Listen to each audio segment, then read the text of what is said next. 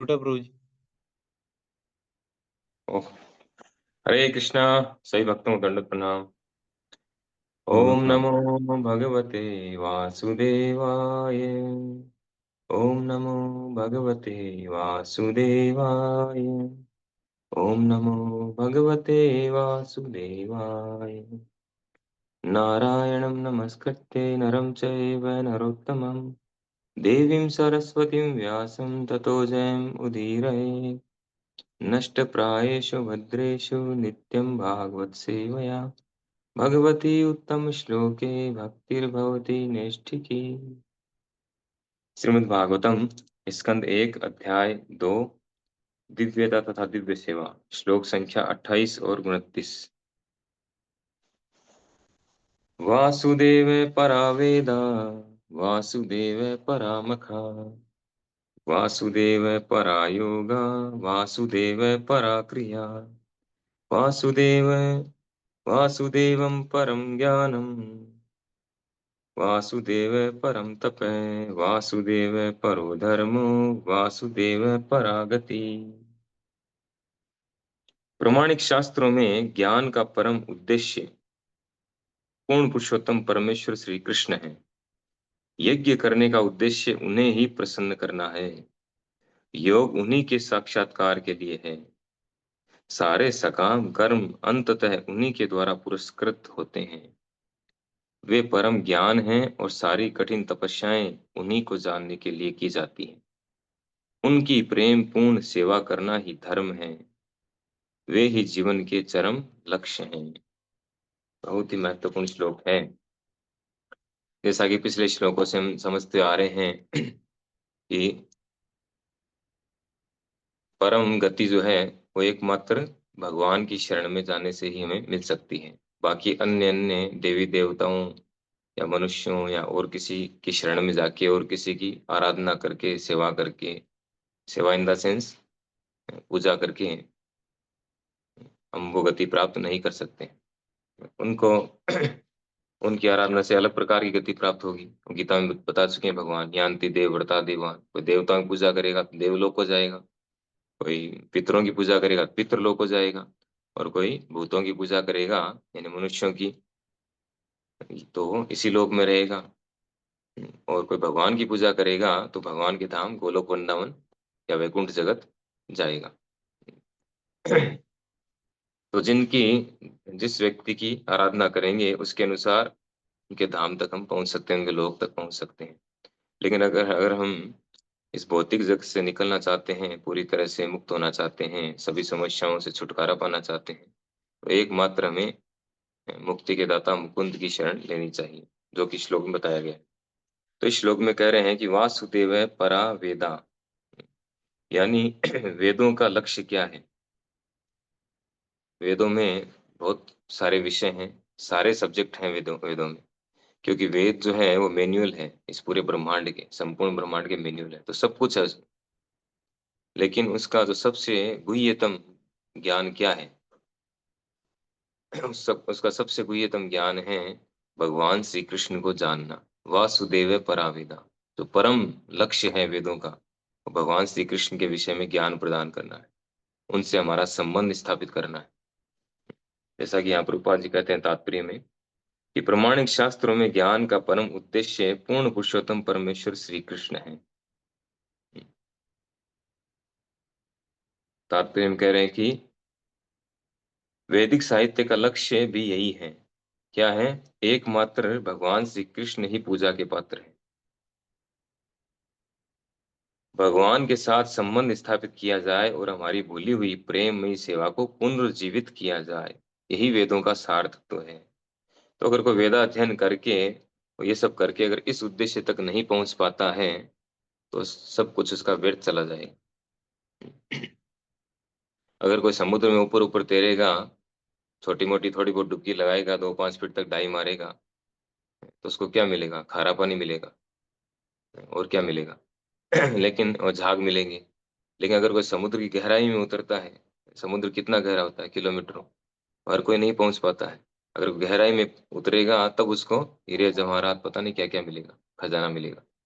तो उसी तरह से जो साधारणतया जो वेदों को जानने वाले हैं, वो बस कर्म कांड, ज्ञान कांड इन्हीं तक पहुंचते हैं, इन्हीं में रमे रहते हैं। लेकिन अल्टीमेटली जो उद्देश्य है वो है भगवान को जानना। और स्वयं गीता में भगवान कहते हैं, वेदेस्य सर्वे अहम एव वेद्यो, कि वेदों का लक्ष्य एकमात्र मुझे जानना है। भगवान स्वयं ये बात कहते हैं गीता में। दूसरा है वासुदेव परामखा, अर्थात जो यज्ञ है उसका उद्देश्य क्या है। तो सारे यज्ञों का जो अल्टीमेट गोल है, परम उद्देश्य है, वो भगवान श्री कृष्ण को प्रसन्न करना है। अ, ये बात खुद जो है ये गीता में कही गई है, यज्ञो वे विष्णु, ये शास्त्रों में कहा गया है। और यज्ञार्थात कर्मणो अन्यत्र, भगवान स्वयं गीता में कहते हैं यज्ञार्थात कर्मणो, यज्ञ अर्थात भगवान विष्णु, भगवान कृष्ण। भगवान का एक नाम है यज्ञ, यज्ञ पुरुष बोलते हैं उनको। तो यज्ञार्थात कर्मणो अर्थात उनके यज्ञ के अर्थ के लिए, उनकी प्रसन्नता के लिए, यज्ञार्थात कर्मणो उनकी प्रसन्नता के लिए कार्य करना, उनकी प्रसन्नता के लिए यज्ञ करना, तब वो प्रसन्न होंगे। तो यज्ञ भगवान की प्रसन्नता के लिए है। नेक्स्ट है वासुदेव परा योगा, योग का लक्ष्य क्या है। जो अष्टांग योग होता है, यम नियम आसन प्राणायाम प्रत्याहार धारणा ध्यान समाधि। तो योग का उद्देश्य साधारणतः लोग समझते हैं कि योग अभी जो चल रहा है, प्रेजेंट में जो चल रहा है, वो तो समझते हैं कि योगा करो, योगा करने से हम स्वस्थ रहेंगे। स्वस्थ रहेंगे तो ज्यादा एंजॉय कर पाएंगे, मेटेरियल एंजॉयमेंट ज्यादा कर पाएंगे, ऐसी धारणा है लोगों की। तो उसको योग नहीं कहते। योग का अर्थ है युक्त इति उच्यते योगी। योगी वह है जो भगवान से कनेक्टेड रहता है, युक्त रहता है, वह योगी है। और ये सब जो चल रहा है, योगा क्लासेस जो चल रही है, उसमें भगवान का कोई नाम ही नहीं है। इस संबंध में कुछ बताया नहीं जाता है कि योग का लक्ष्य क्या है। और ज्यादा से ज्यादा इससे जो आगे बढ़े हुए हैं थोड़े, जो वास्तव में इसको प्रैक्टिस में कर रहे हैं, यम नियम आसन प्राणायाम प्रत्याहार पूरा फॉलो कर रहे हैं, वो भी कहीं ना कहीं अष्ट सिद्धियों में अटक करके रह जाते हैं। उनका लक्ष्य होता है अष्ट सिद्धि प्राप्त करना। लेकिन वास्तव में योग का जो अल्टीमेट गोल है वो है परमात्मा रूप में भगवान का साक्षात्कार करना, रियलाइजेशन करना अपने हृदय में, अपने अंतर में परमात्मा का साक्षात्कार करना। ये उसका लक्ष्य है। उसके बाद फिर भक्ति शुरू होती है। तो फिर है वासुदेव परा क्रिया, सारे कार्यों का लक्ष्य क्या है। अब जो भी कार्य करते हैं, उसका परम उद्देश्य क्या होना चाहिए, किसको प्रसन्न करने के लिए करें। तो जनरली हम देखते हैं कि सभी लोग जो हैं अपनी इंद्रिय तुष्टि के लिए कार्य करते हैं, स्वयं के लिए। चैतन्य चरितामृत में, चैतन्य भागवत में बताया गया है कि आत्मेंद्रिय प्रीति वांछा धरे वही काम, कृष्ण इंद्रिय प्रीति वांछा धरे प्रेम नाम। आत्मेंद्रिय प्रीति वांछा तारे वही काम, और कृष्ण इंद्रिय प्रीति वांछा धरे प्रेम नाम। तो जो स्वयं की इंद्रिय तुष्टि के लिए जो कार्य किया जाता है वो काम की कैटेगरी में आता है, लस्ट, वो लस्ट है। और वही सारे कार्य अगर हम भगवान की प्रसन्नता के लिए करते हैं तो आते हैं प्रेम में, प्रेम की कैटेगरी में। तो ये बहुत बड़ा अंतर है। तो सारे कार्य हमें भगवान की प्रसन्नता के लिए किया जाना चाहिए। यज्ञार्थात कर्मणु, भगवान की प्रसन्नता के लिए सारे कार्य होने चाहिए। अन्यथा क्या होगा, लोकोयम कर्म बंधन है। इस जगत में, भौतिक जगत में कर्म का बंधन उत्पन्न होगा। अगर भगवान की प्रसन्नता के लिए कार्य न करके हम अपनी प्रसन्नता के लिए कार्य करेंगे तो निश्चित रूप से जन्म मृत्यु के चक्कर को बढ़ाएंगे। जन्म मृत्यु के चक्कर को बढ़ाने का अर्थ है समस्याओं को बढ़ाना, दुखों को बढ़ाना। फिर है वासुदेव परम ज्ञानम, ज्ञान का लक्ष्य क्या है। ज्ञान का लक्ष्य एकमात्र भगवान को जानना ही है। जैसे वेदों का लक्ष्य भगवान को जानना है, वासुदेव परा वेदा, उसी तरह से ज्ञान का लक्ष्य है, यही अल्टीमेट नॉलेज है। सर्वोपरि जो ज्ञान है वो है भगवान के विषय में ज्ञान। बाकी जितने भी ज्ञान है वो सब भौतिक ज्ञान है, भौतिक धरातल पर है। उससे आत्मा को कोई लाभ होने वाला नहीं। आत्मा को एकमात्र लाभ होगा भगवान के विषय में ज्ञान प्राप्त करके, भगवान के विषय में चर्चा करके आत्मा को लाभ प्राप्त होगा। तो ज्ञान का चरम उद्देश्य जो है, चरम लक्ष्य वो क्या है, भगवान के बारे में जानना। गीता में भगवान बताते हैं 13वें अध्याय के 8 से 12 श्लोक में 18 जो है बातें बताई उन्होंने। अमानित्वम, अदम्भित्वम, अहिंसा, शांति, मार्जवम, ऐसे करके 18 पॉइंट में 18 जो है बातें बताई हैं। और अंत में भगवान क्या कहते हैं 12वें श्लोक के अंत में, कि इन सबको मैं ज्ञान घोषित करता हूँ, इसके अतिरिक्त जो भी है वो सब अज्ञान है। तो ज्ञान का सारा अनुशीलन भगवान वासुदेव की भक्तिमय सेवा में जाकर समाप्त होता है। अतः वासुदेव ही ज्ञान की समस्त शाखाओं के अनुशीलन के चरम लक्ष्य हैं। जो भी ज्ञान की शाखाएं हैं, हम चाहे स्कूल में पढ़े, कॉलेज में पढ़े, कहीं भी पढ़ रहे हो, कुछ भी कर रहे हो, अगर अल्टीमेट लक्ष्य जो है भगवान को जानना है, तब तो हम सफल हो जाएंगे, नहीं तो हम सफलता प्राप्त नहीं करेंगे। मोघासा मोघ कर्माणु मोघ ज्ञान विचेत, हमारी सारी आशाएं, सारे हमारा ज्ञान सब नष्ट हो जाएगा, मृत्यु के समय कोई बचा नहीं पाएगा। हो सकता है हमें पशु योनि मिल जाए अगली, तो वो ज्ञान क्या काम का। ज्ञान का जो अनुशीलन वासुदेव के मिलन के दिव्य स्तर तक ऊपर उठा सके, वही वास्तविक ज्ञान है। जिस ज्ञान के द्वारा हम भगवान श्री कृष्ण से हमारा खोया हुआ, जो भूल चुके हैं हम रिलेशन को, संबंध हमारा, उसको वापस स्थापित कर सकें, वही वास्तविक ज्ञान है। बाकी सबको भगवत गीता में अज्ञान की संज्ञा दी गई है। फिर है वासुदेवम, वासुदेव परम तप है, तपस्या। तपस्या का उद्देश्य क्या है? तपस्या का उद्देश्य ही भी भगवान को जानना है, भगवान को प्रसन्न करना है। और तपस्या यहाँ बता रहे हैं कि तपस्या का अर्थ ही है किसी उच्चतर जीवन उद्देश्य के लिए स्वेच्छा से शारीरिक कष्टों को स्वीकार करना, सहना, यानी उच्चतर जीवन उद्देश्य को प्राप्त करने के लिए। अ, भगवान ऋषभदेव कहते हैं अपने 100 पुत्रों से, तपो दिव्यम पुत्र का येन शुद्धेत सत्वम। हे पुत्रों, तपस्या करो, लेकिन किसके लिए करो? दिव्य लक्ष्य प्राप्त करने के लिए। तपो दिव्यम पुत्र का, तो दिव्य वस्तु प्राप्त करने के लिए तपस्या करो। बाकी तपस्या तो सुअर भी करता है। वो कहते हैं नायम देह देह भाजा नरलोके कष्टान कामान रहते विड भुजामी, कि आपको जो मनुष्य जगत में, मनुष्यों के बीच में शरीर प्राप्त हुआ है, मनुष्य समाज में, तो आप क्या करो, आप सुअरों की तरह, कुकुर शुकरों की तरह, वो भी तपस्या करते हैं, दिन भर मेहनत करते हैं। किस लिए? गंदगी खाने के लिए, मल खाने के लिए। तो वो तपस्या करने की आवश्यकता नहीं है इस तरह से। तपस्या किस लिए करो? तपो दिव्यम पुत्र का ये निषुद्धेत सत्तम, तस्मात ब्रह्म सौख्यम अनंतम। उससे क्या होगा?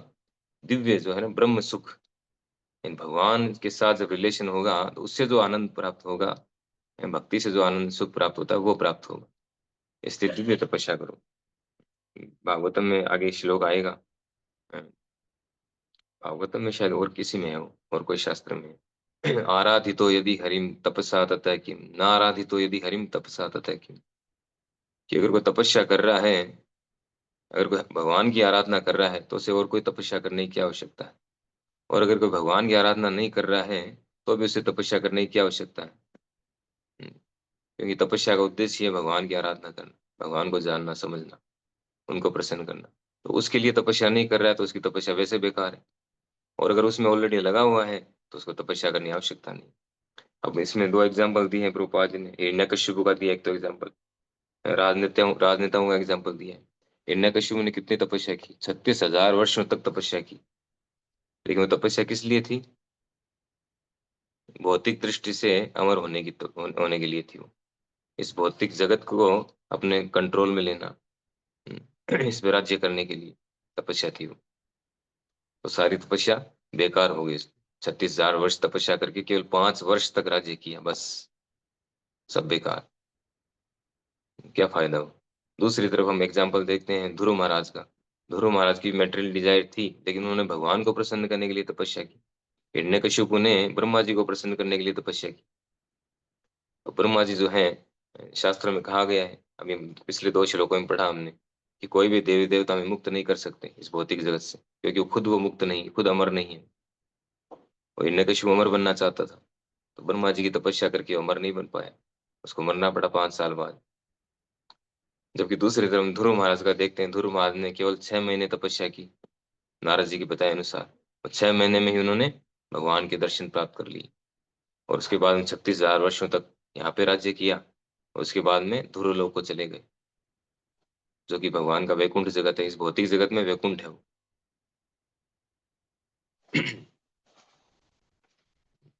मनुष्य को चाहिए कि वासुदेव को जानने के लिए स्वेच्छा से शारीरिक असुविधाएं स्वीकार करें, क्योंकि वास्तविक तपस्या की यही विधि है। अन्यथा अन्य सारी तपस्याएं रजोगुणी तथा तमोगुणी मानी जाती है। ये नकश्यप ने जो तपस्या की है वो रजोगुणी तमोगुणी तपस्या की कैटेगरी में है। हमारे राजनेता आमरण अनशन करते हैं, है ना, कुछ पाने के लिए ऐसी ऐसी तपस्याएं करते हैं जो कि शास्त्रों में रिकमेंडेड नहीं है, तो उन तपस्याओं को कोई फायदा नहीं होना। केवल सत्व गुण ही जीवन के तीनों तापों को कम कर सकता है। बाकी जो रजोगुण तमोगुण है वो जीवन के कष्टों का अंत नहीं कर सकता, वो तो बढ़ाने वाला है। रजोगुण और तमोगुण में रह करके हम जो भी कार्य करेंगे वो कष्टों को बढ़ाने वाला है। तो हमें सतोगुण में आना आवश्यक है। फिर है वासुदेव परो धर्मो। तो यहाँ ट्रांसलेशन में बताया गया था कि उनकी प्रेम पूर्ण सेवा करना ही धर्म है। इसको सनातन धर्म कहा जाता है, इसको वर्णाश्रम धर्म कहा जाता है।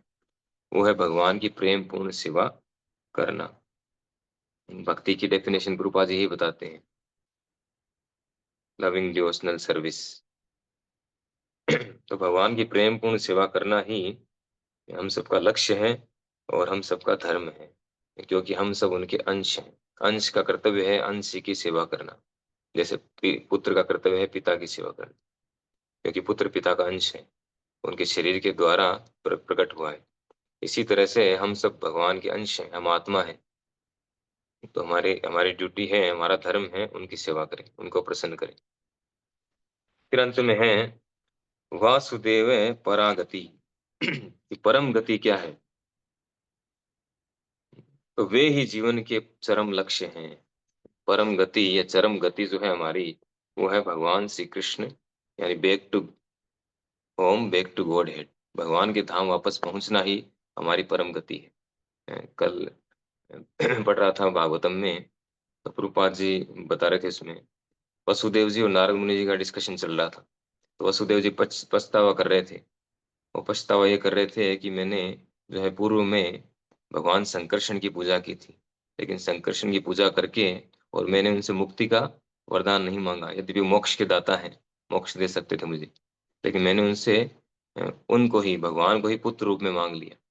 तो फिर तात्पर्य में प्रभुपाद जी समझाते हैं कि हम भक्तों को भगवान को यहाँ पुत्र रूप में बुलाने के लिए प्रयास नहीं करना चाहिए, तपस्या नहीं करना चाहिए। पूर्व जीवन में उन्होंने, वसुदेव जी ने और माता देवकी ने हजारों वर्षों तक तपस्या की थी, केवल पत्ते खा करके, इतनी तपस्या की उन्होंने। तो प्रभुपाद जी वहां कहते हैं कि हमें भगवान को यहाँ पृथ्वी पर गोलोक वृंदावन से, गोलोक धाम से अपने पुत्र रूप में बुलाने का प्रयास नहीं करना चाहिए, इसके लिए तपस्या नहीं करनी चाहिए। हमें जो है उनके धाम जाने का प्रयास करना चाहिए, उसमें ज्यादा तपस्या है नहीं। भगवान को यहाँ बुलाने में बहुत तपस्या करनी पड़ेगी, लेकिन हम वहां जाना चाहते हैं तो हमें क्या करना होगा? हमें केवल भगवान को प्रसन्न करना है, गुरु कृष्ण को प्रसन्न करना है, हम आसानी से चले जाएंगे। तो जो हमारा चरम लक्ष्य है वो है वापस back to home, back to God, है भगवान के धाम में वापस जाना। हरे कृष्णा। श्रीमद् भागवत महापुराण की जय। श्रील प्रभुपाद